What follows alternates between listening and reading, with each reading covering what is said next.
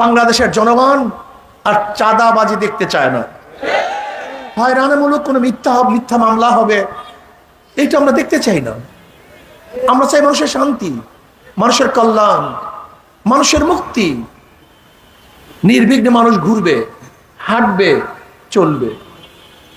মানুষ ঋষি হোক, কামার হোক, মজদুর হোক, জেলে হোক, তাঁতি হোক, মেতর হোক, শ্রমিক হোক, ধনী হোক, গরিব হোক, শিক্ষিত মূর্খ, পুরুষ মহিলা, প্রত্যেকটা মানুষের ন্যায্য অধিকার প্রতিষ্ঠিত করতে হবে।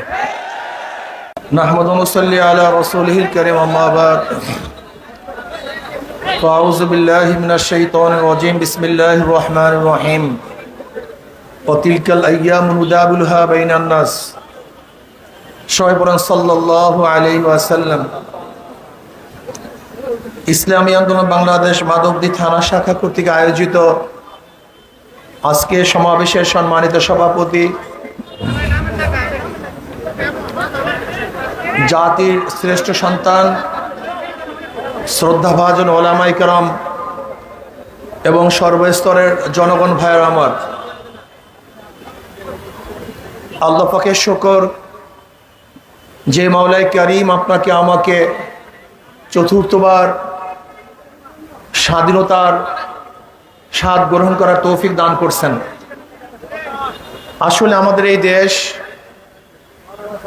2024 5ই আগস্টই শুধু স্বাধীন হয় নাই, এর আগেও 3 বার স্বাধীন হয়েছিল। একবার ব্রিটিশ থেকে স্বাধীন হয়েছিলাম,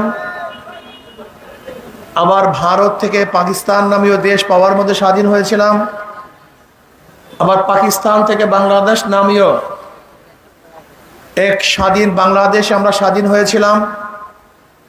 আবার 2024 5ই আগস্ট ছাত্র এবং জনতার গণবিপ্লবের মাধ্যমে ফ্যাসিস্ট স্বৈরাচার খুনি এক সরকারের বিরুদ্ধে আন্দোলন করে আমরা স্বাধীন হয়েছে। আপনারা জানেন, ব্রিটিশ বিরোধী আন্দোলনেও প্রথম ভূমিকায় ছিল মুসলমান। প্রত্যেকটা মুসলমানদের ইতিহাস জানতে হবে। যখন 1803 ঈসাই সালে দিল্লির শাসক জাফরের থেকে ব্রিটিশরা দিল্লি দখল করেছিল, তখনই শাহ ওলিউল্লাহ মুহাদ্দিস দেহলভী রহমাতুল্লাহ আলাইহির বড় সাহেবজাদা ঘোষণা দিয়েছিলেন, আজকের থেকে পাক ভারত উপমহাদেশ দারুল হরব, এদের বিরুদ্ধে আন্দোলন করা প্রত্যেকটা মুসলমানদের জন্য ফরজ আইন। সেই 1803 ঈসাই সালে ব্রিটিশদের বিরুদ্ধে আন্দোলনের সূচনা হয়েছিল। আমরা স্বাধীন হয়েছিলাম ব্রিটিশ থেকে। এরপর পাকিস্তান নামীয় এক দেশের জন্য মুসলমান আন্দোলন করেছিল। মুসলমানদের ভূমিকা ছিল। মুসলমানদের আন্দোলনের কারণেই ভারত থেকে ভাগ হয়ে পাকিস্তান নামী একটা দেশ আমরা পেয়েছিলাম। এরপরে আসুন, ভেবেছিলাম পাকিস্তানে শান্তি পাবো, বৈষম্য থাকবে না।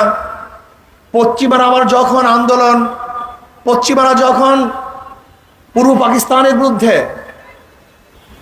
বৈষম্য শুরু করেছে, আমরা আবার আন্দোলন করেছিলাম, সংগ্রাম করেছিলাম। এরপরে আমরা স্বাধীন হয়েছিলাম। আবারও শেখ হাসিনা সরকার যখন জুলুম, অত্যাচার, অবিচার, খুন, গুম, দুর্নীতি, অপহরণ, বিভিন্ন ধরনের জুলুম অত্যাচার জাতির উপরে চাপিয়ে দেওয়া শুরু করেছে, এদেশে মানুষ আবার আন্দোলন করেছে, সংগ্রাম করেছে। সেই 5ই আগস্ট আমরা আবারও স্বাধীন হলাম। কিসের জন্য, কি কারণে মানুষ রক্ত দিয়েছে? 71-এ কেন আন্দোলন করেছে? সেই 71-এর আন্দোলনের ভূমিকায় ছিল সাম্য, মানবিক মর্যাদা, সামাজিক ন্যায় বিচার, সাম্য, সবাই সমান, বাংলাদেশের নাগরিক সবার অধিকার সমান, মানবিক মর্যাদা, আশরাফুল মাখলুকাত এই বনি আদমকে শ্রদ্ধা করতে হবে, সম্মান দিতে হবে, তাদেরকে আদর স্নেহ করতে হবে। মানবিক মর্যাদা দিতে হবে, ন্যায় বিচার প্রতিষ্ঠিত করতে হবে। যখন বৈষম্য শুরু হয়ে গেল, আবারও মানুষ বৈষম্য বিরোধী আন্দোলনে ঝাঁপিয়ে পড়েছে, রক্ত দিয়েছে, জীবন দিয়েছে, যেন এদেশ দুর্নীতি মুক্ত হয়, এদেশ চাঁদা মুক্ত হয়, এদেশ ডাকাতি মুক্ত হয়, এদেশ মিথ্যা মামলা মুক্ত হয়, এদেশের প্রত্যেকটা মানুষ অধিকার ফিরে পায়। কিন্তু আমরা কি দেখলাম?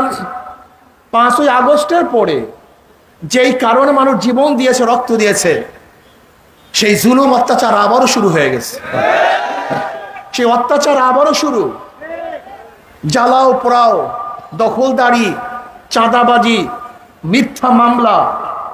না, বাংলাদেশের জনগণ আর চাঁদাবাজি দেখতে চায় না। হয়রানিমূলক কোনো মিথ্যা মামলা হবে, এটা আমরা দেখতে চাই না। আমরা চাই মানুষের শান্তি, মানুষের কল্যাণ, মানুষের মুক্তি। নির্বিঘ্নে মানুষ ঘুরবে, হাঁটবে, চলবে। মানুষ ঋষি হোক, কামার হোক, মজদুর হোক, জেলে হোক, তাঁতি হোক, মেতর হোক, শ্রমিক হোক, ধনী হোক, গরিব হোক, শিক্ষিত মূর্খ, পুরুষ মহিলা, প্রত্যেকটা মানুষের ন্যায্য অধিকার প্রতিষ্ঠিত করতে হবে। আমরা চাই না মুসির সাথে খারাপ আচরণ, আমরা চাই না ঋষির সাথে খারাপ আচরণ, আমরা চাই না কুলির সাথে খারাপ আচরণ। আশরাফুল মাখলুকাত সেও মানুষ, রিক্সাওয়ালা, সে হালাল রুজি কামাই করে। একজন রিক্সাওয়ালা, ঠেলাওয়ালা, ওই সমস্ত চোর এবং ডাকাতদের চেয়ে হাজারো ভালো যারা এদেশে টাকা পাচার করেছে। এদেশে হাজারো ভালো ওরা, কোটি গুণ ভালো ওরা। যারা ব্যাংক লুটপাট করেছে, এদের চেয়ে হাজার গুণ ভালো আমার দেশের শ্রমিকরা। যারা মানুষের বুকের মধ্যে গুলিবিদ্ধ করেছে, তাদের চেয়ে হাজার গুণ ভালো আমাদের নেতরেরা। যারা মানুষের উপর জুলুম অত্যাচার করেছে, এদেশে হাজার গুণ ভালো আমার শ্রমিকরা। আমরা চাই আশরাফুল মাখলুকাত প্রত্যেকটা মানুষকে শ্রদ্ধা করতে হবে, সম্মান দেখাতে হবে, তাদের অধিকারকে ফিরিয়ে দিতে হবে। আর আমি বিশ্বাস করি ইসলামী আইন বাস্তবায়নের আগ পর্যন্ত কোনোদিন অধিকার ফিরিয়ে দেওয়া সম্ভব নয়। আমি একটা প্রশ্ন করতে চাই, যারা মনে করেছেন যে ধর্মনিরপেক্ষবাদ প্রতিষ্ঠিত হলেই হিন্দুরা মুক্তি পাবে, খ্রিস্টানরা মুক্তি পাবে, আমি আপনাদের কাছে প্রশ্ন করতে চাই, এই 53 বছর ইসলামী হুকুমত ছিল না, আপনারা কি মুক্তি পেয়েছেন? আপনারা শান্তি পেয়েছেন? অধিকার ফিরে পেয়েছেন? তাহলে ইসলামকে ভয় করেন কেন? আপনি কি দেখেছেন 5ই আগস্টের পরে সর্বপ্রথম ধর্মীয় প্রতিষ্ঠানগুলিকে হেফাজত করার জন্য ইসলামী আন্দোলনের লোকজন ঝাঁপিয়ে পড়েছিল। ছাত্র আন্দোলনের লোক, যুব আন্দোলনের লোক, মুজাহিদ কমিটির লোক, যে যেখানে ছিল তারা ঝাঁপিয়ে পড়েছে। এখন প্রশ্ন করতে পারেন, মসজিদ পাহারা দেওয়ার প্রয়োজন হয় না, মন্দির পাহারা দেওয়ার প্রয়োজন হবে কেন? আসলে মসজিদ নিয়ে কেউ রাজনীতি করে না, কিন্তু মন্দির নিয়ে হাজারো মানুষ রাজনীতি করে। মনে রাখতে হবে, মন্দির ভাঙ্গার কারণে মন্দির পাহারা দেয় না, বরং মন্দির ভেঙ্গে এ দেশকে ধ্বংস করার যারা চক্রান্ত করে তাদের বিরুদ্ধে পাহারা দেই। এদেশে কোনো মুসলমান মন্দির ভাঙ্গে না, এদেশে কোনো খাঁটি মুসলমান মন্দিরে আঘাত করে না, কিন্তু যারা প্রতিমা ভেঙ্গে, মন্দির ভেঙ্গে বারবার রাজনীতিক অস্থিতিশীল পয়দা করতে চেয়েছে, সৃষ্টি করতে চেয়েছে, আমরা তাদেরকে পাহারা দেই যে তোমাদের লোক যেন মন্দির ভেঙ্গে এই দেশকে ধ্বংস করতে না পারে, এর জন্য পাহারা দেই। এদেশে কোনো মুসলমান মন্দির ভাঙ্গে না, কোন হিন্দুদের আক্রমণ করে না। নির্বাচন আসবে, নির্বাচনে কি হবে? নির্বাচনে মুত্তাকির লোকদেরকে ক্ষমতা বসাবেন, আল্লাহওয়ালাদের ক্ষমতা বসাবেন, ইসলাম প্রিয় লোকদেরকে ক্ষমতা বসাবেন। যদি ইসলাম প্রিয় লোকদেরকে ক্ষমতায় বসান, তাহলে দরজা খুলে ঘুমাবেন, কোনো টেনশন থাকবে না। আপনাদের ডিউটি তারা পালন করবে, আপনাদের খেদমতের জন্য তারা নিয়োজিত থাকবে, কমপক্ষে আপনাদের মাল আত্মসাৎ করবে না। আপনারা কি জানেন বর্তমান অবস্থাটা কি? 18 লক্ষ কোটি টাকা বিগত সরকার ঋণ করছে। 18 লক্ষ কোটি টাকা। এখানে যারা আছেন প্রত্যেকের মাথার উপরে 1.5 লক্ষ টাকা ঋণ। আজকে একটা সন্তান জন্মগ্রহণ করবে, 1.5 লক্ষ টাকা ঋণ নিয়ে তারপর জন্মগ্রহণ করবে। আমাদের বর্তমান বাংলাদেশের গভর্নর বলতেছেন গোটা দুনিয়ার মধ্যে ব্যাংকের এরকম লুটপাট কেউ কোনোদিন দেখে নাই, সব লুটপাট করে ফেলেছে। সরকারি এমন কোন প্রতিষ্ঠান নাই যে প্রতিষ্ঠানকে ধ্বংস করা হয় নাই।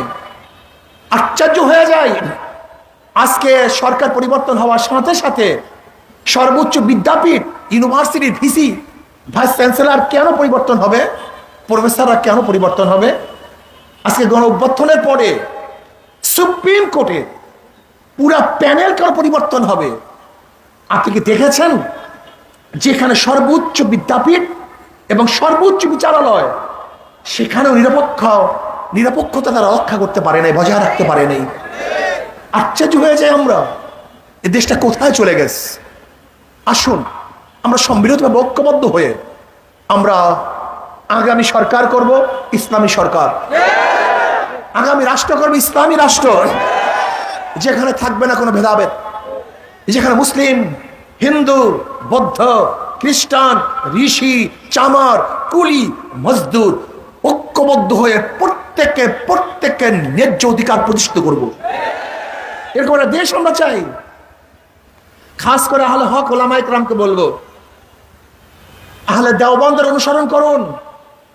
আহলে দেওবন্দ কোন অবস্থাতেই কোন স্বার্থের কারণে, ক্ষমতার কারণে তারা নীতি এবং আসল আদর্শকে বিসর্জন দেয় নাই। আজকে আমাদের মধ্যে আমরা কি দেখতেছি? আমাদের আকাবেরদের পথকে ভুলে গিয়ে নতুন ভাবে কিছু ভাইয়েরা যে তামসা চক্র শুরু করছেন, এটা আমাদের আহলে দেওবন্দের আকীদা এবং আখলাকের সাথে মিশে না। কাজে আসুন আহলে হক আমরা যারা আছি সব ঐক্য হয়ে যায়, এই দেশকে যারা গড়তে চাই তারা সব ঐক্য হয়ে যায় এবং আগামী রাষ্ট্রের ক্ষমতা ইসলামকে নিতে চাই। যদি আগামী রাষ্ট্রের ক্ষমতা ইসলাম যায়, তাহলে আমাদেরকে আর অবৈধ রক্ত দিতে হবে না, অবৈধ প্রেশারে উঠাতে হবে না, আমাদের অবৈধভাবে জেলে যেতে হবে না, অবৈধভাবে খুন হতে হবে না। কাজে আসুন আমরা সবাই সম্মিলিতভাবে ইসলাম হুকুমাত কায়েম করি, বৈষম্য দূর করি, সবাই এক হয়ে যায়, দেশের কল্যাণে সবাই কাজ করি। আল্লাহ আমাকে এবং আমাদের সবাইকে ইসলামের পক্ষে, দেশের পক্ষে, মানবতার পক্ষে কাজ করার তৌফিক দান করেন।